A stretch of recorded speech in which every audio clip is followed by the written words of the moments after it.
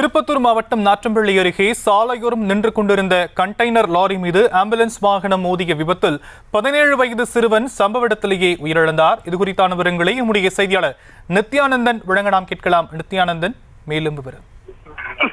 ஷியாம், அதாவது கிருஷ்ணகிரி மாவட்டம் பர்கூர் பகுதியைச் சேர்ந்தவர் இர்ஃபான். இவர் லாரி ஓட்டுநராக பணியாற்றி வருகிறாரு. இவர் நேற்று இரவு கண்டெய்னர் லாரியில கல் ஏற்றி கொண்டு சென்னையை நோக்கி போறாரு. இந்த லாரியில் கிளீனராக பர்கூர் பகுதியைச் சேர்ந்த அருண் என்பவர் வேலை செய்து வராரு. இந்த நிலையில அதே பகுதியைச் சேர்ந்த அவருடைய நண்பரான திருப்பதி மகன் சரண்ராஜ் பேச்சு துணைக்காக அந்த லாரியில போறாரு.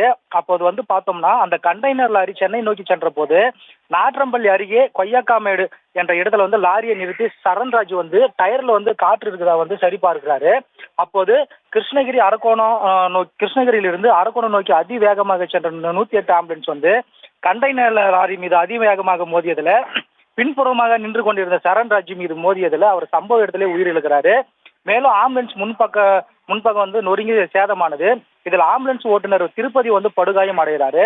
இது குறித்து தகவல் அறிந்த நெடுஞ்சாலைத்துறை போலீசார் மற்றும் நாற்றம்பள்ளி போலீசார் சம்பவ இடத்துக்கு விரைந்து படுகாயம் அடைந்த டிரைவரையும் உயிரிழந்த சரண்ராஜையும் மீட்டு திருப்பத்தூர் அரசு மருத்துவமனைக்கு அனுப்பி வைக்கிறாங்க. இது குறித்து நாற்றம்பள்ளி போலீசார் விபத்துக்குள்ளான லாரி மற்றும் ஆம்புலன்ஸ் ஆகியவற்றை மீட்டு வழக்கு பதிவு செய்து விசாரணை மேற்கொண்டு வருவது குறிப்பிடத்தக்கது. ஷாம், விவரங்களுக்கு நன்றி நித்யானந்தன். செய்திகளை உடனுக்குடனும் துல்லியமாகவும் தெரிந்து கொள்ள சப்ஸ்கிரைப் பண்ணுங்க.